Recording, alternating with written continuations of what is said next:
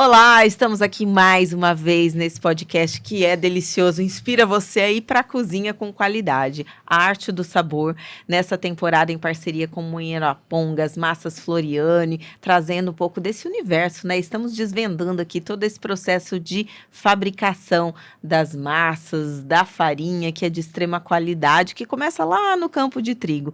E hoje, mais uma vez, eu recebo aqui o Jefferson França, que é gerente nacional de vendas. Bem-vindo mais uma vez, Jefferson. Obrigado, Patrícia, obrigado. Hoje eu queria detalhar um pouquinho mais com você o mix mesmo de produtos que vocês têm. No nosso bate-papo passado você já foi dando alguns spoilers, mas hoje a gente pode dizer que é um mix completo mesmo, assim, falando de massas, por exemplo. Sim, Patrícia, um mix completo. A gente trabalha com todos os tipos de farinha que dá as variações de massa. Então, da massa tradicional, que é a massa mais comum, a massa sêmola com ovos, né, que é um pouco mais de proteína, a massa grano duro, que daí é o top de linha, né? Massa integral, né, também, e a linha de massas caseira. Também massa para lasanha.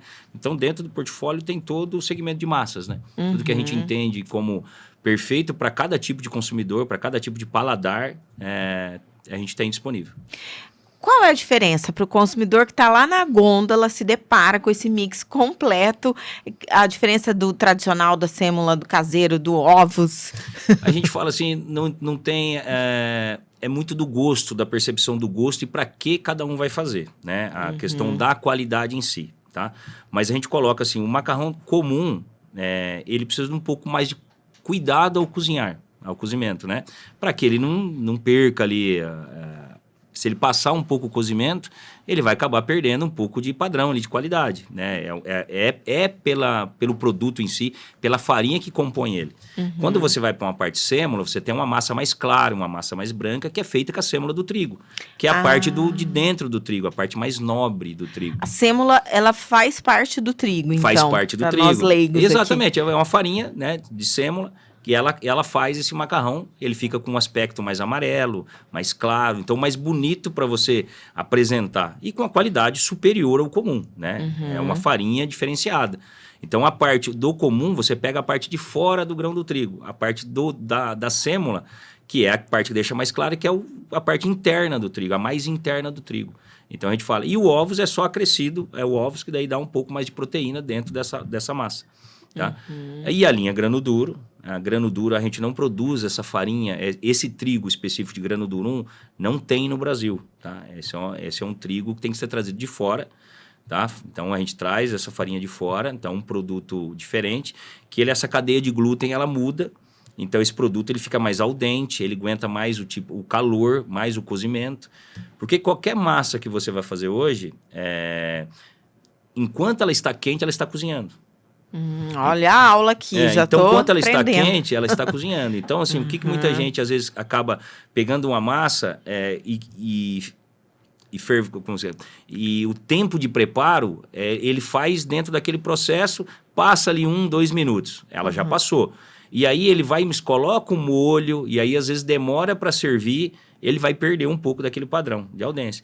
Na massa grano duro, não. Isso não acontece. Mesmo ele passando um pouco esse processo, ele ainda vai ter aquela massa mais firme, com a qualidade, uma aldência maior. Mas tem consumidores que preferem uma massa um pouco mais molinha, né? Não preferem não sentir aquela mordida na massa. Então, eu falo assim, tem consumidores, é gosto, né? Muita percepção de gosto. O que a gente tem que ter é saber que tem um padrão, tem farinhas de alta qualidade fazendo aquela massa. Acho que é o principal ponto. E quanto mais claro a cor, melhor, né? Dentro desse segmento de massa sêmola e massa sêmola com ovos. A linha caseira já é uma massa que requer um cuidado no cozimento, porque ela já não aguenta tanto esse tempo de calor, digamos assim. Então você sempre tem que tirar no tempo certo que destina a embalagem e já misturar o molho e já servir. Porque senão ela acaba passando mesmo. É um processo, tá? Não tem como fugir. A linha caseira é assim, mas o gosto dela é diferente. A caseira é aquela mais, a hora que você vai comprar, que é mais molezinha, assim? Exatamente. Ah, tá. Quer dizer, é a arte do sabor, é a arte de saber fazer também, né? Sim, Patrícia. Não tem Não é tem só como, jogar não. na água fervente ali e esquecer da vida. Não, na verdade a gente até fala assim, tem que seguir muito o que está na embalagem, o tempo, porque a gente faz vários testes. Todos os lotes que a gente tira de lá, a gente faz os testes de cozimento, se está batendo o tempo e tal. Então sempre é importante o consumidor seguir o que está na embalagem, tá? Da parte de tempo de cozimento, a quantidade de água. Se colocar pouca água também não é legal, tem que colocar a quantidade de água que está estipulando na embalagem. O macarrão ele tem que estar com bastante água. Essa água está bem fervendo bastante para você colocar o produto. Tá? Sal, não coloque óleo. Tá? Não coloque óleo, não Patrícia. coloque óleo, não coloque óleo, porque o óleo ele acaba... quando você vai misturar o molho, ele acaba não deixando esse molho incorporar a massa. Então, você acaba perdendo um pouco. Tem muita gente que coloca azeite, coloca óleo. Sal Sim, pode? No cozimento, sal pode. Mas no cozimento da massa, não coloquem óleo na água. Já vou aproveitar e matar uma curiosidade aqui. Às vezes a gente termina de fazer o cozimento e joga na torneira para tirar aquele branquinho. Não. Isso tá errado. Tá errado. Tá errado. Claro que tá errado. Isso eu não faço, tá? Na verdade, até essa água, quando você escorre, quando você vai fazer dependendo do tipo do preparo que você vai fazer, essa água que está ali com a amida, é bom você utilizar nessa mistura do molho ali. Verdade. Depois da mistura da massa. Então, assim, não coloquem água fria, não esfriem o macarrão, tá? Então, sirvam... A gente fala assim, você vai servir qualquer um prato, arroz e feijão, você pode deixar ele por mais tempo, você pode requentar, você pode fazer. A massa não, é uma arte mesmo. A massa você tem que servi-la quente, fresquinha, na hora, fresquinha, né? Acabado de tirar. Porque daí você vai aproveitar o melhor que ela tem para te oferecer. Você aprendeu tudo isso na empresa, né? Fala sério. Nos 22 anos. Eu aprendi fazendo e o melhor de tudo, eu aprendi comendo. Né? Porque eu sou um cara apaixonado por massa, né? Se você falar para mim, tem um churrasco e tem massa, eu vou na massa. Então, assim, eu sou apaixonado por massa. Então, no meu cardápio, assim, que a nutricionista não ouça, mas 3 vezes por semana, pelo menos 4, é massa. E outra, tirando só uma situação, massa não engorda, tá? É a quantidade que a pessoa come que acaba... Mas é uma fonte, é uma ótima fonte de energia. Com certeza. E proteína também. Também de proteína. O Jefferson, e para a fabricação de diferentes produtos, vocês têm também diferentes tipos de trigo? Como você citou o exemplo do grano duro, que daí vocês importam. Aí isso começa lá no campo, obviamente, né? Daí tem que ter toda uma seleção. Como é que é?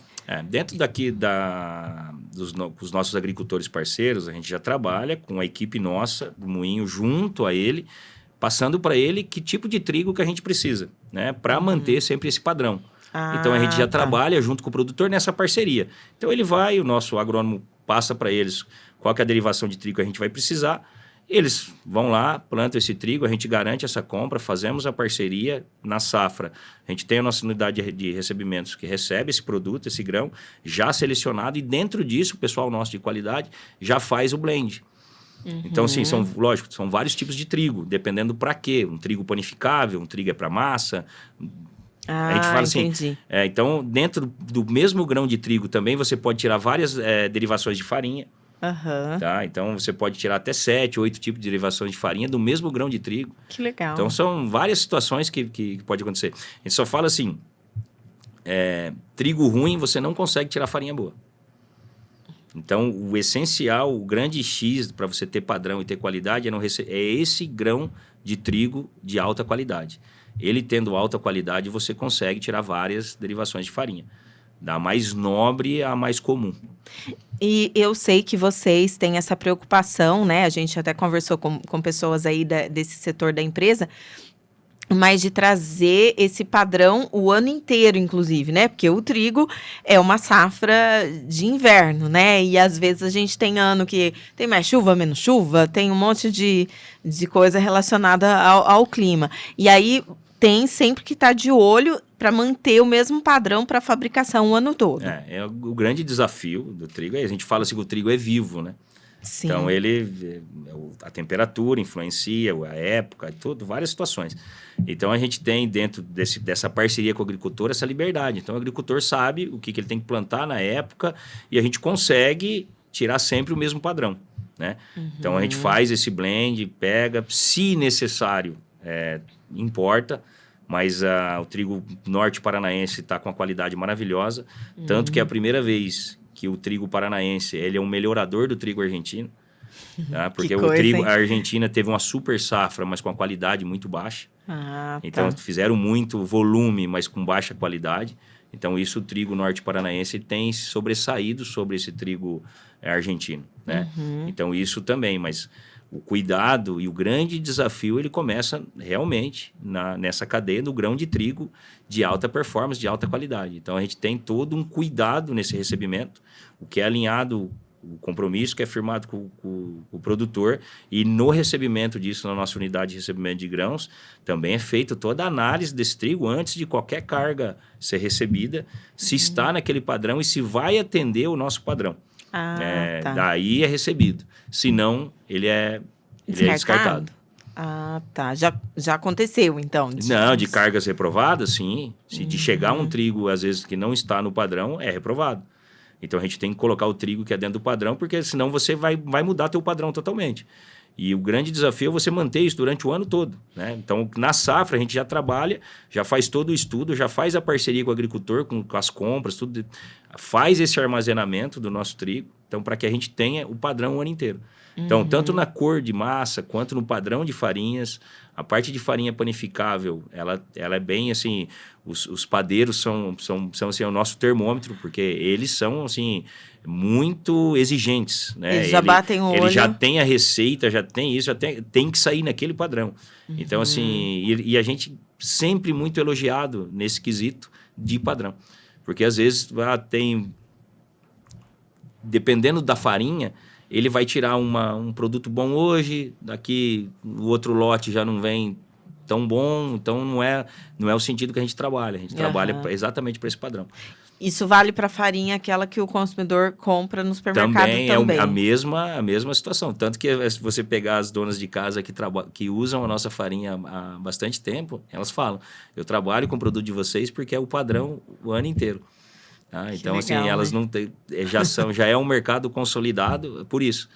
A gente sabe, assim, várias regiões a gente tem, assim, já o volume de venda já definido para o ano inteiro, que a gente fala, ó, esse aqui é reloginho, que a gente costuma dizer que bate aquele volume o ano inteiro, porque é aquele consumidor fiel, que já sabe o que está levando.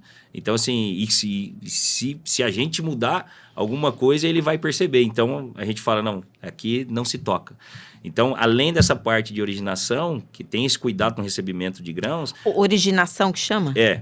Nessa parte do recebimento de grãos, já tem a mão da qualidade ali. Então, esse trigo pode entrar, então esse trigo monta o blend. Na hora de fazer a farinha também, então a qualidade também libera essa farinha, se essa farinha está dentro do mesmo padrão, para aquela receita, para daí depois produzir uma massa. Essa massa produzida, ela vai também passar pela qualidade, para ver se está no padrão, e também serve a mesma coisa para o macarrão instantâneo. Então, todos os lotes que são produzidos, a qualidade passa o recebimento, né? A qualidade cuida desse recebimento de grãos, e depois a qualidade cuida da saída desse produto para o consumidor receba sempre o mesmo padrão. Então, assim, tem tudo isso, passa pelo padrão de qualidade, não foge, tanto do recebimento quanto na saída. Nesse processo de industrialização mesmo que você está falando, tem também lotes que, isso aqui não chegou no padrão, então não vai para o mercado. Se caso houver algum problema em máquina, alguma coisa, alguma situação de secagem, de massa, ou até na parte de moagem, não vai para o mercado. Já fica retido. Tá? Nenhum lote, nenhum caminhão carrega se a qualidade não liberar. Para você ter uma ideia, dentro de uma fábrica de alimentos, são vários certificados, várias situações. Eu imagino. Nós temos parceiros lá que nos auditam, parceiros que fazem auditoria regularmente dentro da empresa, e nós sempre recebemos notas 99 para cima. Que legal. Então, assim, são muito criteriosos. A gente fala assim, alguns grupos aí que a gente pega, fala assim, você tirar um 99,6, que já aconteceu, 99,5, 99,8, é um negócio assim, é perfeição. Né? É a perfeição de todo o processo. Porque eles olham tanto da parte de recebimentos, de matéria-prima, quanto na parte de saída. Então, o pessoal nosso de qualidade tem feito realmente um grande trabalho. Também está conosco há bastante tempo, a nossa gerente de qualidade, e faz um grande trabalho nesse sentido, tanto na parte do recebimento dessa melhor matéria-prima e na saída desse produto. Até porque se vocês primam, né, por muita qualidade, vocês sempre criando esses produtos diferenciados. No caso da farinha, vocês têm a Premium também, aí o grano duro que você falou que é o top de linha. Para essa busca, tem que ter todo esse caminho, então, para chegar lá e saber, não, esse produto aqui, ele realmente tem uma qualidade superior. Sim.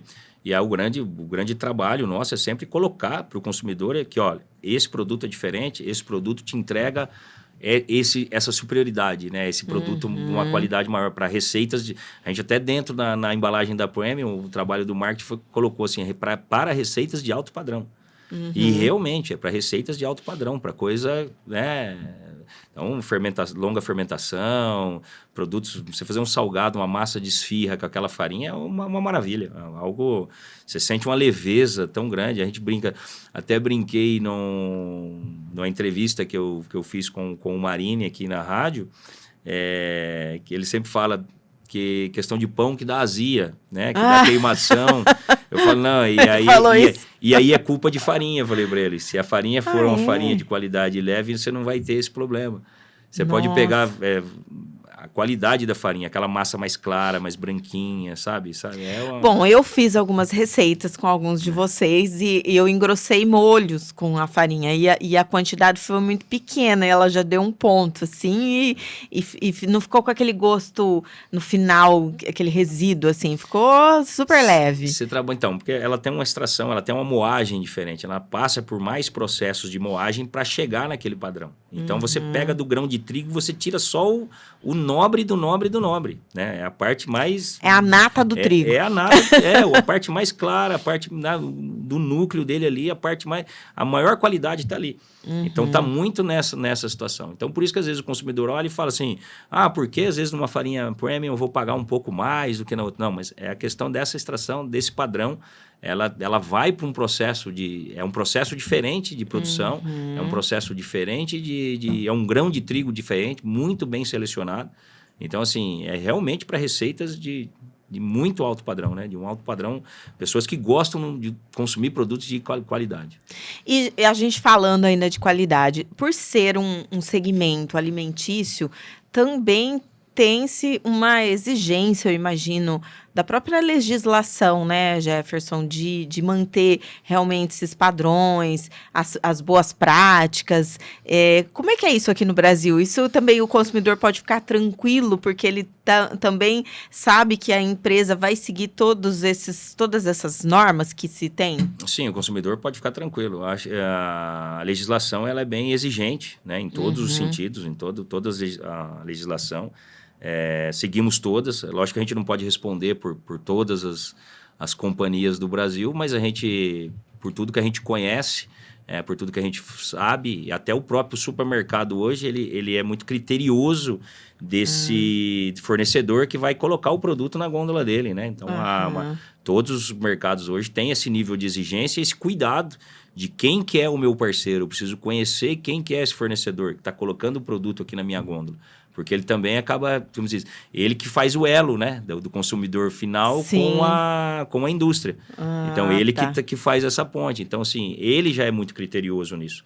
Então, a legislação nos garante, né, que tem que ter o padrão, que tem a qualidade, que tem questão de limpeza, higiene, todos os processos que tem que acontecer, mas o próprio supermercado hoje já faz essa exigência de ter esse cuidado de quem vai fornecer para ele. Então, o consumidor hoje está muito bem amparado sobre isso. Sim, já é um filtro o supermercado, né? Já trabalha com essa exigência bem... com essa qualidade, né, nesse trabalho muito bem feito. E eu acho muito bacana que toda vez que eu vou no mercado, a gente percebe a boa apresentação na gôndola, as embalagens, né, da marca que você representa. Isso também, eu acredito que atrai o consumidor na hora da decisão da compra mesmo. Sim, bastante. Né? Igual eu falei, a gente trabalha lá junto com o pessoal de marketing, sempre no desenvolvimento, sempre numa situação, cores que chamam a atenção, a embalagem, os rótulos, sempre atento nisso, porque o consumidor, igual a gente falou, está muito exigente. Né? A gente também tem um cuidado quando você vai para a parte de massa, que você tem que deixar um visor, né, uma janela que a gente fala aberta, porque o consumidor gosta de olhar, ele gosta de ver o que ele vai levar. E como a gente tem um produto de alta qualidade, de uma cor muito bonita, né? Então sempre é bom você estar com esse produto à mostra. Então o consumidor também não gosta muito de levar o produto fechado. Então a gente tem que sempre ter. Se eu tenho um produto muito bonito, eu tenho que mostrar. Né? Então a gente precisa colocar isso, mas de uma maneira também que apareça, né? Na gôndola, que chame a atenção. O consumidor gosta de olhar aquilo. O que chamou atenção? Gosta de cor, gosta, né? Sim, então tem com toda certeza. uma variação que a gente tem que ter sempre cuidado e ver as tendências, né? As tendências que estão no mercado. A gente fala assim, uma situação que antigamente você pegava as cores, né? Você pegar cores até de residência, né? Você fala, hoje tem muito tipo de cor padrão. Uma hora é cinza, outra hora é parte pro preto. É o Uma Pantone, hora né? então, assim, muda muito essa situação. E a gente, com embalagem, tem que estar também dentro dessa situação, sempre atentos, né? Para essa movimentação do consumidor. Mas pegando um ponto aí das lojas, desse abastecimento dessas lojas, como tem sido assim, como a evolução nos últimos anos é tão grande do supermercado em si, que você pega os layouts, né, as lojas, Sim. cada vez mais fáceis de você escolher o produto, de perceber, o abastecimento muito bem feito, tudo muito bem organizado. Sim. Você não precisa procurar por aquilo está muito descrito, né, dentro das gôndolas. Bem intuitivo, então, né? Exatamente, trazendo para facilitando para o consumidor, né? Eu quero comprar massa em corredor que eu vou, já tem lá a sinalização, corredor de massas, tal, lasanhas, você chega lá, todos os comparativos de marca, tudo muito bem abastecido, os tipos hoje, várias lojas colocando hoje, como a gente estava conversando aqui, de sêmola, as massas sêmolas num espaço, as massas sêmola com ovos em outro, as massas especiais que a gente fala, que é grano duro, caseiro, até a parte de importados, tudo numa outra parte, né? A parte de integral dentro até dos saudáveis. Então, assim, tem feito uma alteração muito grande, né? E tocando aí no ponto do integral, você acredita que essas linhas também elas vão acabar ganhando cada vez mais espaço? Inclusive, eu experimentei na semana passada a linha integral de vocês, eu amei, eu sou adepta. O que você acha que vem como tendência e que Moinho Arapongas já está ali antenado para ver o que o consumidor está pedindo?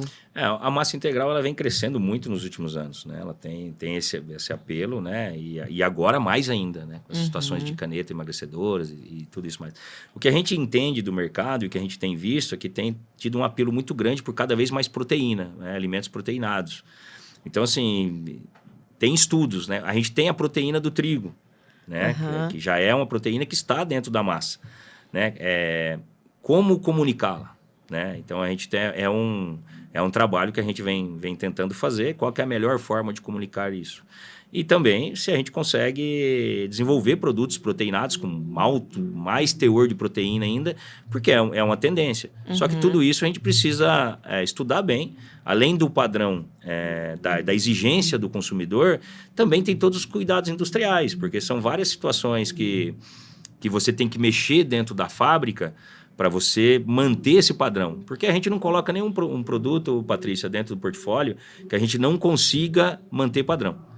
Então, se tiver uma dúvida de padrão, a gente não lança. Certo. Tá? Então, assim, o que eu preciso fazer de investimento fabril nesse período para ter esse produto com qualidade o ano todo? Então, a gente vai fazer os investimentos primeiro, depois a gente coloca esse produto em linha. E aí eu vou garantir para o meu consumidor que ele vai ter aquele padrão o ano todo. Enquanto, se eu não tiver, a gente não faz. É muito tempo de estudo, de investimento? Depende muito do produto e de qual que é a tendência, qual que é o pedido. Por exemplo, se você pegar... Nós estamos em estudos para macarrão sem glúten. Ah, que legal. Só que você sabe que, assim, aí a gente fala assim, o comercial tem uma exigência de um macarrão sem glúten. Quando a gente passa para a indústria, eu preciso ter outra indústria de macarrão de massa, separada da que eu tenho hoje para não gerar contaminação. É verdade. Então, assim, olha o nível que você eu preciso montar uma outra planta, Com certeza. outra planta fabril para produzir esse produto. Você então, não assim, pode usar os mesmos eu equipamentos. não posso usar os mesmos equipamentos, é exigência, então você tem que ter todo esse cuidado. Então, assim, é um outro tipo de investimento. Aí isso, dependendo do período, eu fazer um investimento. Máquinas de macarrão não são tão simples, às vezes levam 2 anos para serem instaladas, dependendo do tipo. Nossa! Então, assim, é uma complexidade muito grande. Então, são várias situações que podem acontecer. Mas dentro a onda agora é o proteinado. Tudo que rola com proteína agora é o momento. Mas também você falou, né, da questão da Nutri, a hora que você tinha brincado, eu lembrei. A massa e a própria farinha, eles são produtos que não são aqueles ultraprocessados. Por exemplo, um macarrão. É uma farinha, né, que Sim. tem ali dentro, farinha não e é? água. Exatamente. Ou seja, isso tende a ganhar mais espaço no mercado com o passar do tempo, né? Tirando aqueles ultraprocessados, que são o que os nutricionistas meio que condenam. A gente tem sentido que até nesse período agora de canetas emagrecedoras e todo esse processo, a gente vem acompanhando bem essa movimentação e a gente não tem sentido queda na vendas de massas. O consumo ele continua existindo. Vários nutricionistas que a gente acompanha colocam o carboidrato, colocam a massa dentro dessa receita para essa pessoa, né, para ela continuar consumindo cardápio, né? Dentro do cardápio, perdão, dentro do cardápio para ele continuar consumindo a massa, né, e coloca até substitui por outras situações.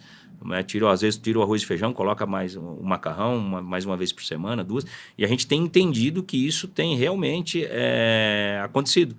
Porque a gente vem conversando bastante com o mercado, então tem outras situações, outras áreas que têm sofrido um pouco com a questão da caneta emagrecedora, que tem perdido o mercado, e a massa ela segue firme ali dentro do cardápio do brasileiro, né? Dentro do cardápio do brasileiro a gente tem estudado bastante isso.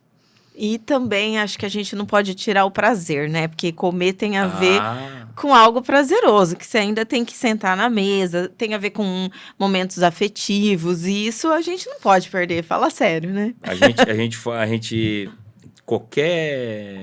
qualquer lembrança que a gente tenha dos avós, né, de toda a família, sempre reunida, onde está? Sempre em volta de uma mesa, né? Sim. Sem uma boa conversa, sempre tem, né, uma boa massa, um vinho, né? São momentos especiais que a gente leva para a vida e isso é qualidade, né? Eu acho que a gente não pode tirar isso, né? É muito prazer, né, de comer e comer bem.